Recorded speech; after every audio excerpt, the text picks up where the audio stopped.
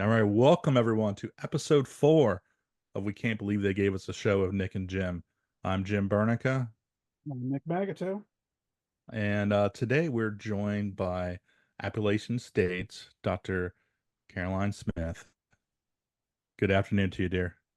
Good afternoon, and thank you for the invite to join you guys. It's a pleasure to be here. We've already basically done a whole episode, but it wasn't recorded just Yeah. before we started. So I'm sure we'll cover some of that stuff during this one that is actually now being recorded. But I got to ask you, first question, why firefighters? You know, Because I think you could be doing this stuff all over the place. There's so many different occupations, but you're working with firefighters. Why? it's funny how you end up studying a certain topic or group. Honestly, it was the product of a four-way conversation with a colleague a number of years ago, a good friend of mine, Dr. Emil Den Hartog, who's at NC State. And he'd done some firefighting work, some clothing work, and he'd mentioned this issue of not really knowing how much and what substances were getting through the skin. And that entire conversation, just one day in a hallway, led to an entire 180 in my research direction, trying to get at that question and assess dermal absorption and quantify dermal absorption in firefighters. And I think the more I looked into it, the more fascinating it became to me. When you're looking at just a group of individuals who help people on a day-to-day basis and are exposed to so much, and these multi-stressor environments, really trying to understand the exposures and then how we can mitigate them just became so fascinating to me. And my background is in temperature regulation, sweating, skin. And so trying to look at what chemicals are getting through, how quickly, really just became super interesting because I think it's important. And I think a lot of work needs done in that area. Absolutely. And we're so glad you're doing this. Absorption has been, I think I first heard about it back during the white paper time, something like that. And it's actually funny because I asked you when we were going back and forth this week in emails. I brought up the old faithful, the absorption rate toxins chart from the University of Cincinnati. And I just basically I wanted you to myth bust. Is this thing, is it plausible? Is it, what's the deal?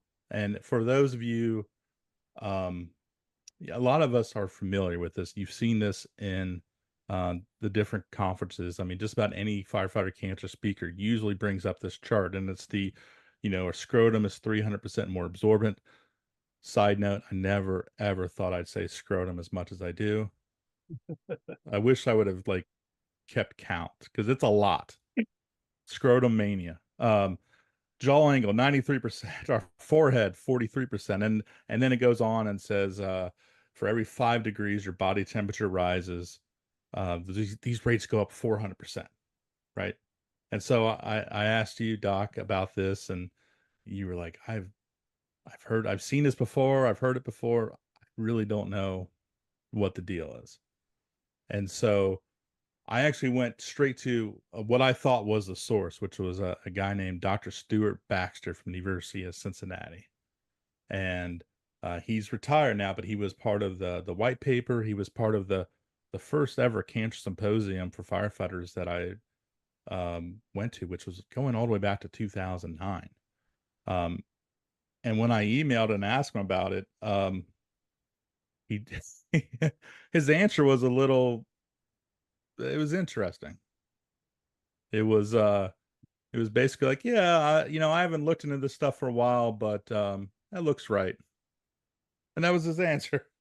So for all of us that have been quoting this for the last, at this point, 15, 16 years, I'm not really sure if we should still be quoting this. Does that seem about right? Well, we've gone back and forth on this this week. I think I keep hearing this number, like you said, all the conferences I've been to, I do hear those numbers a lot, or some permeation of those numbers. And I don't know where they've come from. I can't find anything on that. Colleagues I've spoken to can't really find those numbers. So we're not quite sure where they came from. And anybody that listens to this, if they have the data or knows where the source is, every time I find a white paper or a reference, like somebody discussing the numbers, no one has a reference. So if anybody has anything, that would be great. I think the issue is throwing out kind of those numbers. I've heard people say degrees Celsius, I've heard people say degrees Fahrenheit, and also just having a number that would generally cover the whole body when, you know, there's differences in skin thickness and characteristics in different body regions, and also what kind of chemicals are you talking about. I'm, as a caveat, not a chemist, I'm a physiologist, but different chemicals obviously have different properties, and how quickly and how easily they might get through the skin are going to vary. So I'm a little skeptical when I just see kind of generic numbers kind of thrown around. There's definitely a lot of literature from the kind of toxicology world showing if you increase skin temperature, you're going to increase absorption of chemicals. And that's been shown with many things like fentanyl, lidocaine, and other studies looking at ethanol and different substances. But it depends on a lot of factors. So I think it's a bit more complicated. One study I did come across just kind of looking at this, it's a 2020 paper by Kilo and colleagues looking at the impact of physiologically relevant temperatures on dermal absorption. They excised human skin from surgeries, had consent, and then they basically passed chemicals through the skin at different temperatures. And they did find, obviously, increases in absorption with higher temperatures. They did 25 degrees Celsius, which is 77 Fahrenheit. That's kind of cooler skin. 32 Celsius, which is 89.6. That's normal skin temperature. And then they did a hot skin temperature, 39 Celsius, which is 102.2 Fahrenheit. And that's what you might see in firefighters, kind of 38, 39 Celsius, that 102 mark. And they did see quite large increases. They found if you compared 25 to 39 or the 77 to 102 Fahrenheit, with something like ethanol, which can get through the skin fairly easily, they did see increases, depending on how you want to normalize the data, of about 650%. But that is a 25.2 Fahrenheit or 14 degrees Celsius difference, and you're comparing 25 to 39 Celsius or 77 to 102. So if you divide that down per 5 degrees, that's a much smaller number. So I guess the bottom line is, does dermal absorption increase with temperature? Yes, with most substances, but a lot of factors are going to contribute or affect that absorption. And so I don't know where those numbers have come from with that, those highly quoted values you see at conferences, I guess. So yeah, if the three of us were in a fire, yeah, and we're wearing our gear, we're gonna, if you were just looking at our forearms, all three of us would have different rates depending on how big our forearm and everything, right? It may vary. I mean, again, depending on what chemical you look at, things like the characteristics of the skin and the stratum corneum. There's just so many factors. The temperature of the skin. There's a lot of factors that can. So yeah, so just throwing out a blank kind of number that it's been for the last 15 years isn't probably the most accurate thing. Yeah, and I think it is important. And again, we had some conversations prior to this. Really understanding dermal absorption is a huge topic. I think it's come more to the forefront of research in the last number of years. I know Kenny Fent does some great work. There's other groups trying to assess dermal absorption, albeit often indirectly. But if we can start looking at like body regions, like you mentioned, there's those numbers that are quoted, we do need to understand how much is being absorbed, other target areas, you know, for decon, for example, like how is this data meaningful and how can it be used? And even if there is this one study that we're not sure where it came from, these numbers, more work needs done. You know, that's not enough to base policies and procedures on. So it definitely needs readdressed, I think. Well, I think it's a good segue to the research that you're currently doing, right? So, could you break down, what you guys are looking at, and I guess the components of the study that you're working on currently? Yeah, so for the last few years, we've been trying to actually directly assess dermal absorption of contaminants in the fire department, in the fire service. And the reason we wanted to get at this, obviously following, again, a conversation with my colleague, but it was trying to get directly at the assessment, not just measure urine and blood. So we use a technique called intradermal microdialysis, where it's this kind of almost hair-like catheter. Imagine just a really thin little hair, and using a needle, we can pop it underneath the skin, and it has a membrane in it that lets stuff move in and out. And so if we have this little membrane placed under the skin surface, chemicals that get through the skin can move into that little membrane, into that little kind of tube. And when we flush the tube, we can collect what comes out the other end. And so we can actually recover substances from underneath the skin. And that directly lets us know if things got through the skin during a fire. And so what we've aimed to do is assess dermal absorption just in small regions of the body using this technique, to then try and assess the magnitude, the time course, and the regional variation in absorption. A lot of techniques that are used, tape stripping, people use tape, they just strip off kind of the outer layers of skin. That doesn't get very deep. And also just taking urine, often 6 and 20 hours after a fire, doesn't tell you how quickly a chemical got in. It doesn't truly show you dermal absorption, although people try to protect the airways. And so the whole premise of what we wanted to do was apply this technique, this microdialysis, this little catheter that we use under the skin, to directly examine dermal absorption, which really hasn't been done before. And hopefully the goal is to look at what chemicals are getting through, how quickly, and again, maybe look at target body regions for decon, because you guys are busy, people might be dashing off to other calls, you've got a lot of things to do in any given shift.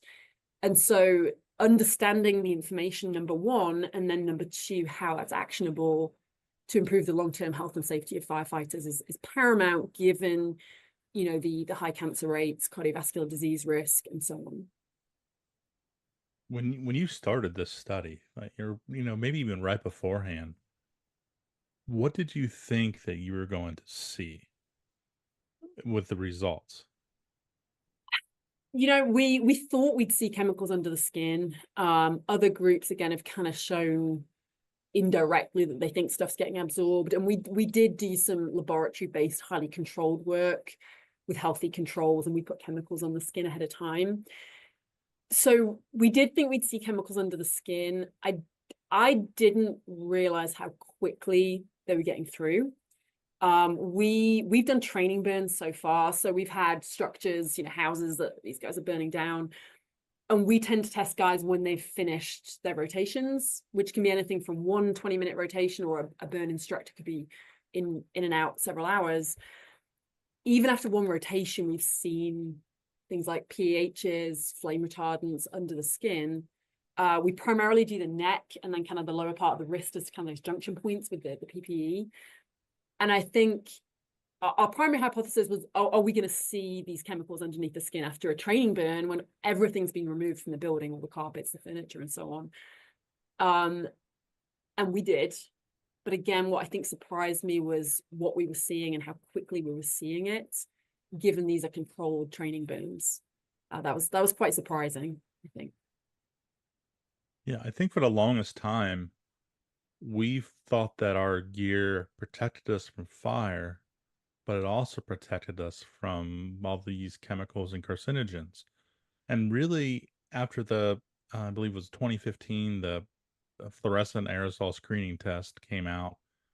That was really, I think, the first time that the fire service, at least the general fire service, was able to see, like, wow, we're getting all this stuff on our skin. Even wearing full PPE, SCBA, like, we are getting on our skin and we're absorbing it. And that was kind of terrifying, really, at that time, because it just goes to show, like, we can do everything we can do. Like, we can wear our mask the entire time, the duration of overhaul, all that kind of stuff. But even with that, we're still going to get exposed to these chemicals at every single fire. Like, there's no escaping it. And I think there's a lot of development. I'm not a PPE expert, but I know there's a lot of developments in particular blocking hoods and the turnout gear. But I think the reality is when these things, they're in smoke, they're aerosolizing, they're vaporizing. We do know that they're on the skin, and from the work we're doing, we know they're getting through the skin and getting through relatively quickly. So I think that awareness, number one, there needs to be, this kind of work with PPE companies to better understand what's happening with the gear, what's happening from a physiology standpoint, everybody kind of working together for improvements. And then the other piece is the decon. As you said, I mean, you're donning and doffing gear as well. So it's understanding where the exposures are coming from and how to mitigate them, as much as possible. But the reality is, from what we're seeing, things are on the skin and things are getting under the skin, even in training, which is another issue. I think it was a Kenny Fent paper, I forget, just showing the exposures during training, which obviously can be quite frequent for some fire departments and academies. It's not just the 911 call outs or the environments where you don't know what's burning, even training, and for smaller fire departments, they may not see huge volumes of fire calls, and training can actually be an exposure route or an issue as well. I know, talking about Graham Peasley and his first study that with the fire gear, one of the interesting facets of that was he had 20 sets of fire gear, and 2 of those sets had the exact same born on date from the same manufacturer. So one of those sets was used in the field. Fires were fought, all that kind of stuff. And the other set was never used. It was still on the bag sealed. And he noted in that study that the gear that was used had 80% less fluorine or PFAS than the one that was in the bag sealed. So the question then that he had was, well, where's it going? Where's that PFAS going? Are we inhaling it? Are we absorbing it? Is it just going somewhere else? Correct me if I'm wrong, one of the chemicals that you're looking for in this was PFAS. Is that right? We don't have all the data on that right now. We have some. I'm not a chemist, so caveat. But I know that Brian Orman published some papers on this and some other groups, and I know there's been some NIST work showing, I think if you wash the turnout gear 3 times, it gets rid of a lot of the fluorinated substances that can, I think, break off. So NIST, and I'll direct anybody listening to this to go towards the NIST studies. They've done a whole series of putting the new turnout gear through a series of tests, and they've got some really quite interesting information from that. What is interesting is, and again, I know Brian Orman's group have looked at, say, how you should be washing turnout gear and what might accumulate in the gear as well as what might be in the gear. There are multiple exposed. I think you need to be careful what's in the gear. I think there's obviously the environment itself when you're looking at, fire, for example. We obviously have guys, the testing we did were wearing used gear. The only type of PFAS we really found, and again, I don't have all the data on this right now, is we have something called 6,2-FTS. It has been found in one of the layers of turnout gear. It's also found from other sources. It's in some of the foams. We found some of it. I haven't got all the data from under the skin. We did find it in the wristbands and on the skin swabs. It increased following a training fire, following a structural training burn. We don't definitively know where that came from, but we did see an increase. We saw some 6,2-FTS on the forehead before the burns. We tested people a few days out prior to the training burn. We did see some on the forehead. The other sites we did, some of the other swabs, we did like forearm, we did forehead, we did part of the legs. We did see an increase in that. We didn't see huge amounts of other types, but I'm still waiting on finalized data for that. But I think the point you're raising is it is being aware of where some of these exposures are coming from, understanding what you're being exposed to, and then again working to mitigate those based on that information. Exactly.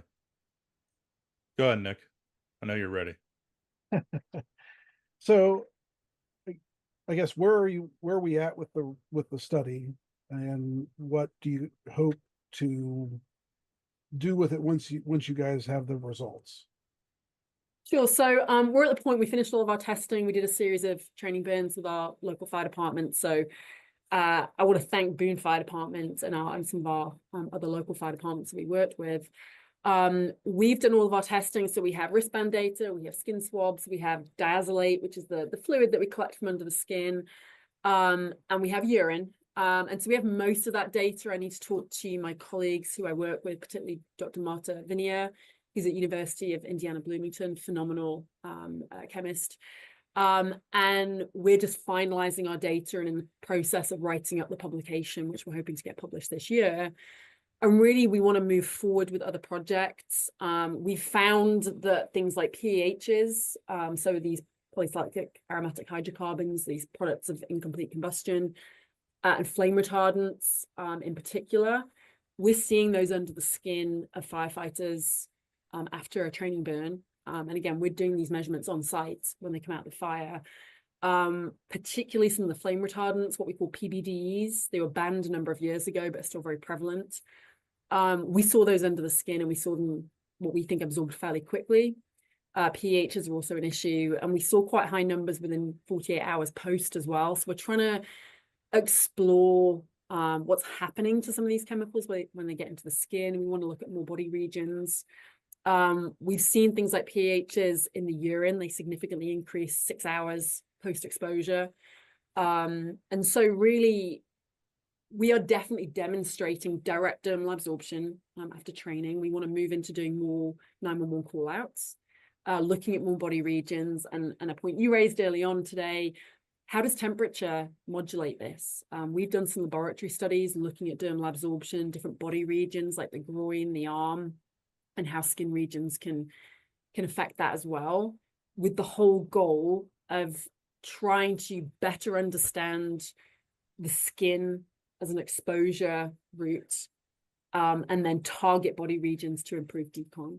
We're also kind of talking to some groups that produce decon products to look at the effectiveness of some of those products moving forward. And I think the other thing, Heather Stapleton's group out of Duke have done some really nice work looking at exposures in fire stations. So guys that are on shift and go out on fires versus those that don't go out on fire calls, because understanding exposure in the firehouse as well. There's been some studies come out in the last few years showing kind of the dust and some of the contamination furniture and just in the firehouse itself. Those are all the things that we need to move forward with. We're planning to do some more studies here, looking at if we get guys to wear gear that haven't gone out to a fire, but we can get them hot and kind of almost mimic that environment. What are we seeing coming off the gear versus exposure from a fire? So there's a lot of things we want to move forward with. There's no shortage of questions that we have and things we want to look at that we can hopefully communicate in a meaningful way to the fire service that you can use. You know, that's the goal, right? We want you to be able to use things that improve your health and safety and your awareness, I think. It sounds like, go ahead, Nick, sorry. So I'd have to imagine that, I mean, the data would be different, could be different regionally, right? I mean, like different absorption rates depending on locality. Is there any thought about expanding it to, you know, other regions of the country or things like that, where, you know, you might, Phoenix is a good example where, you know, like obviously it's super hot there, you know, in the summertime versus, you know, super cold weather in, like, I don't know, Alaska or something like that. Is there are you guys Ohio. looking at, or Ohio, right? I mean, are you guys looking at expanding that pool of participants to include various different regions to see if there is differences within temperature locations, or how does that look? So two things. You brought up a really good point here, and I get asked this regularly.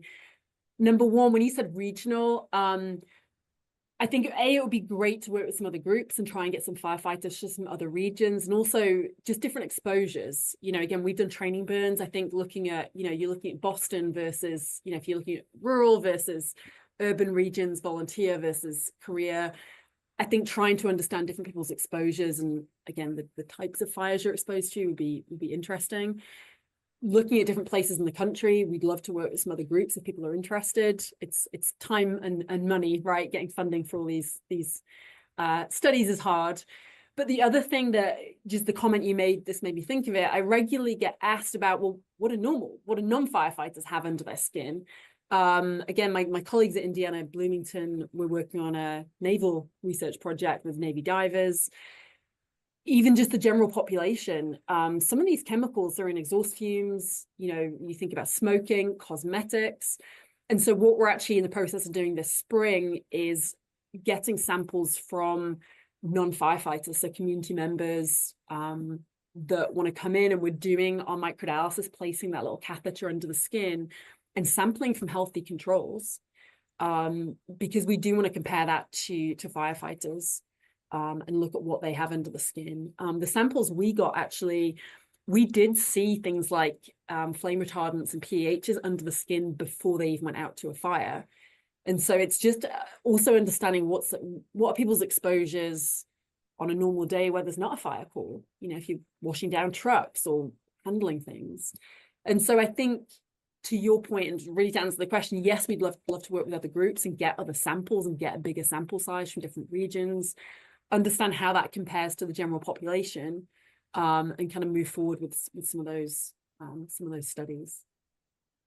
Kind of like once you go down this rabbit hole, you realize, oh, there's a lot more rabbit holes here. Yeah, there's a lot of rabbit holes, and that's why I said to you, the more I look at this, the more interesting it is. Yeah, for sure. Well, I mean, you got to think, like, even with just like wildfire exposure for the general population or something like that, like someone in California, a normal, quote unquote, normal civilian, if you will, may have some higher exposure rates because of wildfires or something along those lines versus somebody who's in, like where you are in North Carolina or Maine or different things like that, just because of the sheer exposure of different elements within their normal everyday life, right?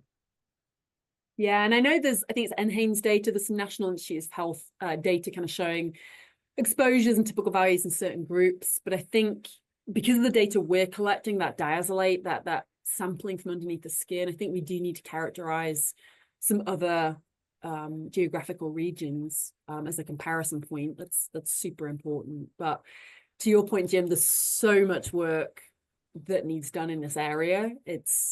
I still think with dermal absorption that so much is unknown. A lot of work you'll see, as I mentioned before, there are some techniques like the tape stripping or taking urine, which are great kind of proxies, and they're really useful information. But anything looking directly at absorption tends to be toxicology or medical, and it's in a highly controlled like lab environment. When you know a dose, you know an exposure. And so to really start getting meaningful applied information from firefighters is a huge task. And I think we need a lot of people working in this area to get more information to help where we can. Yeah, that makes sense. Yeah,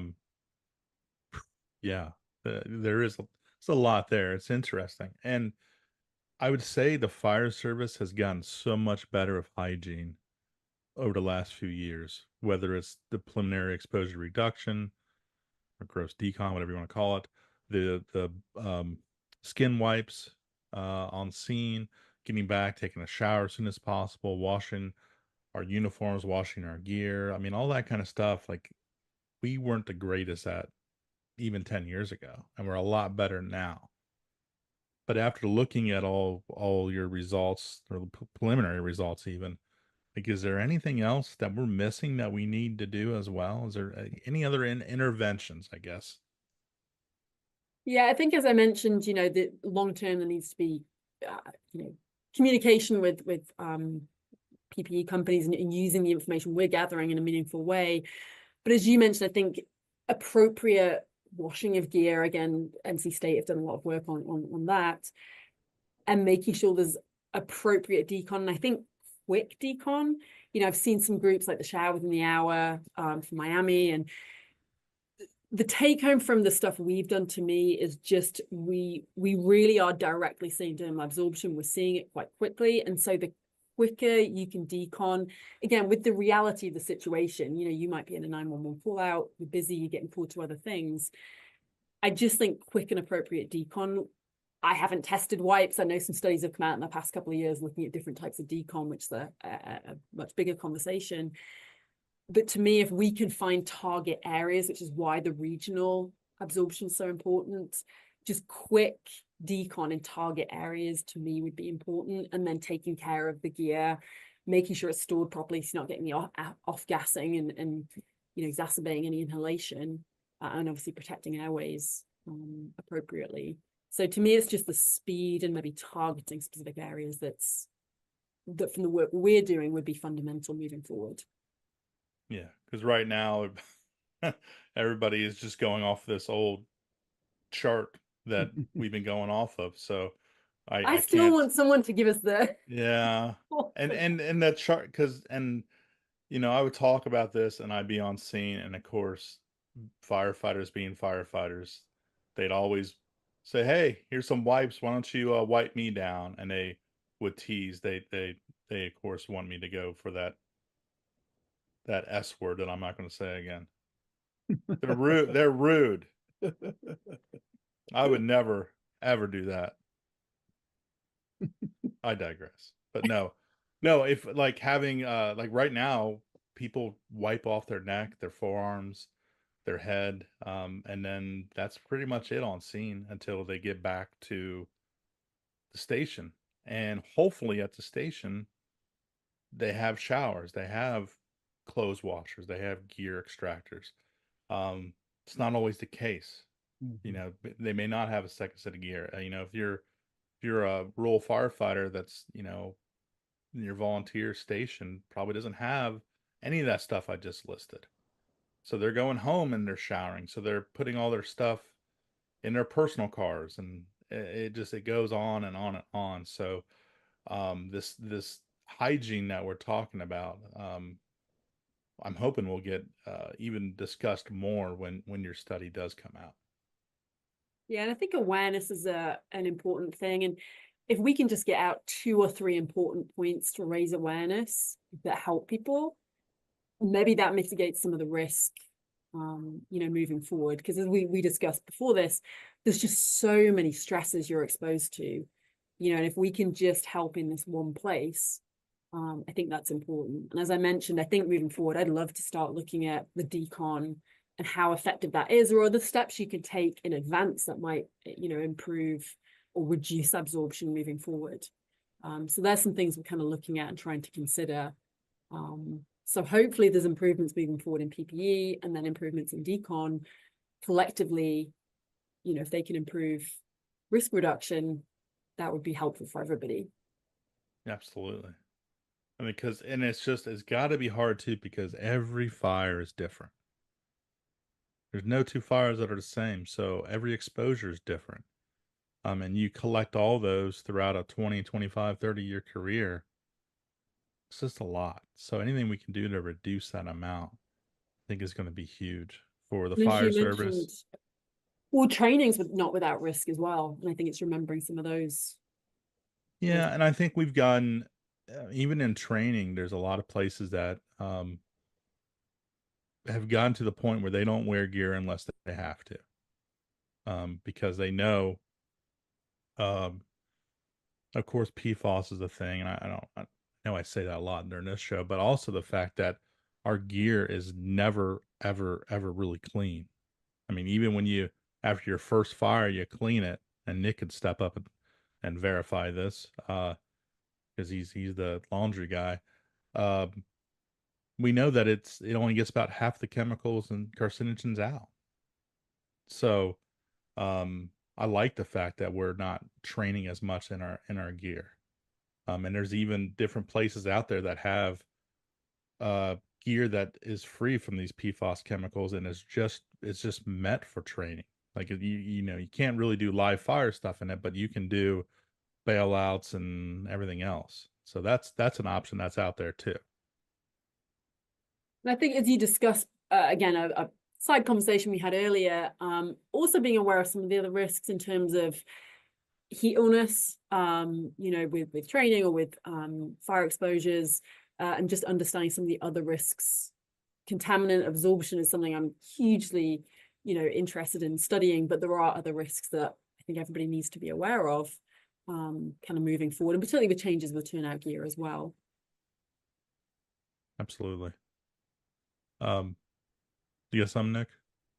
Well, I just I know we're kind I of, talk over you all the time, so I know, try right? to give you a shot. I know we're kind of wrapping up, but other than the dermal absorption, I know we were talking a little bit offline about this. Is anything else that you are looking at working with firefighters? Any other studies that you guys are looking into?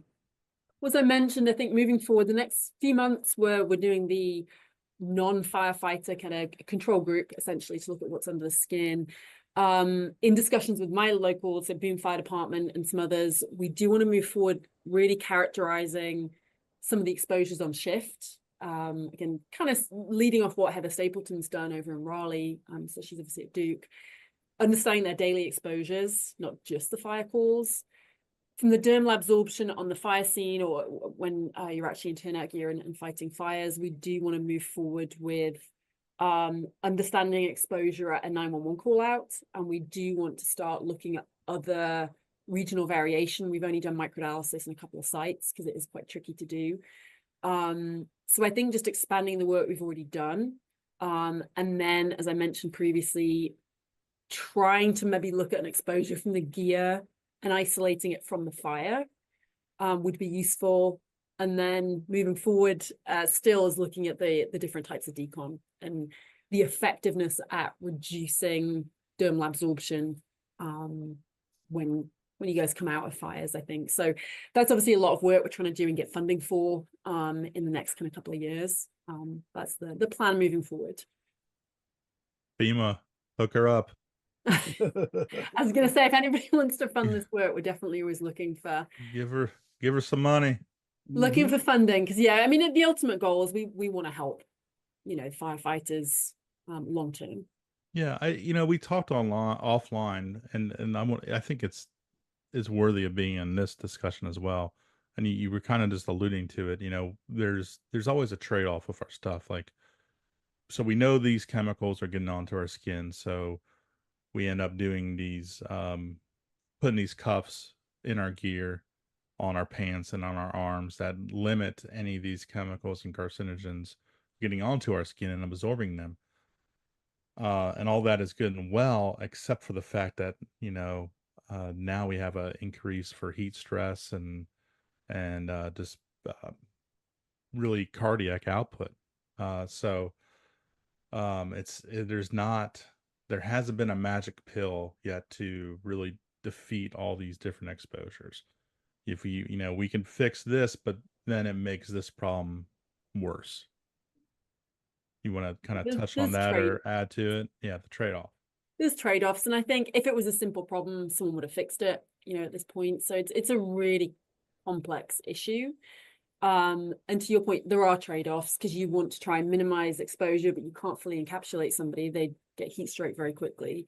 So I think it is assessing those trade-offs moving forward. As I mentioned, we're looking at dermal absorption. We also give telemetry pills, so these ingestible core temperature pills. When we do these studies, we're seeing some really quite high temperatures, particularly in burn instructors. And so I think it's being aware of some of those things, but also raising awareness within the fire service of things like heat illness and what the symptoms and what some of the risk factors is useful, whilst also trying to assess these trade-offs. Perfect. Nick, you got anything else for her?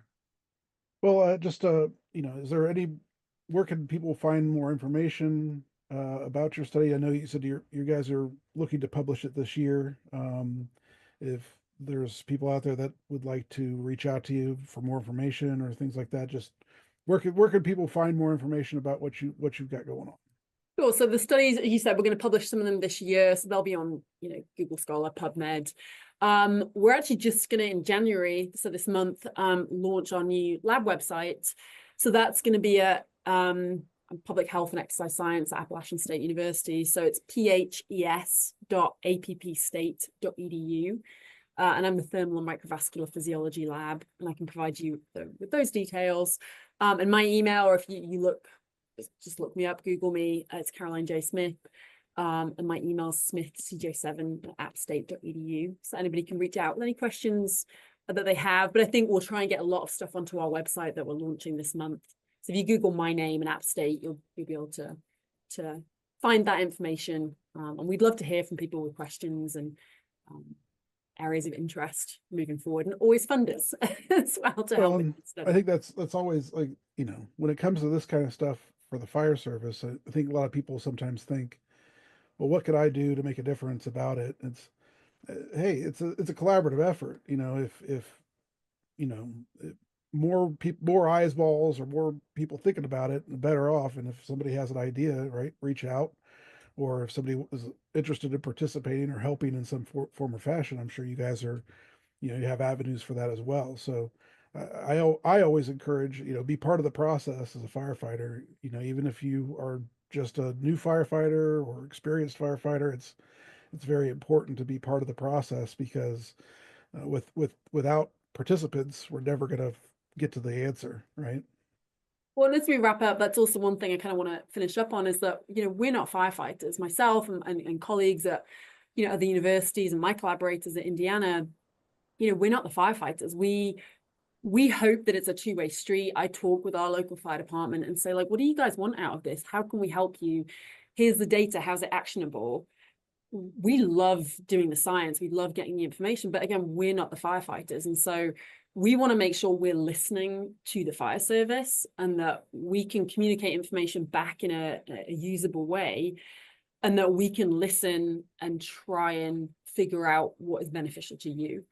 So I do want to make sure it's a two-way street, and make people very aware of that, because it's easy as an academic and a scientist, we don't want to make sure we're too separated from the realities of your job, and the challenges moving forward. Beautiful. How long have you been there at Appalachian State? I am just finishing my 12th year. It'll be 12 years in August, which is, Okay. I don't know where the time's gone. Yeah, that goes by quick, but you missed the biggest day in your school's history. Are you aware of that? Are you going to come up with the Michigan? Is that where we're going with it? I was at Penn State for hours here, so they were huge on football. But yes, I'm very September 1st of 2007, Appalachian State 34, that team up north 32. Yeah, I have heard that many.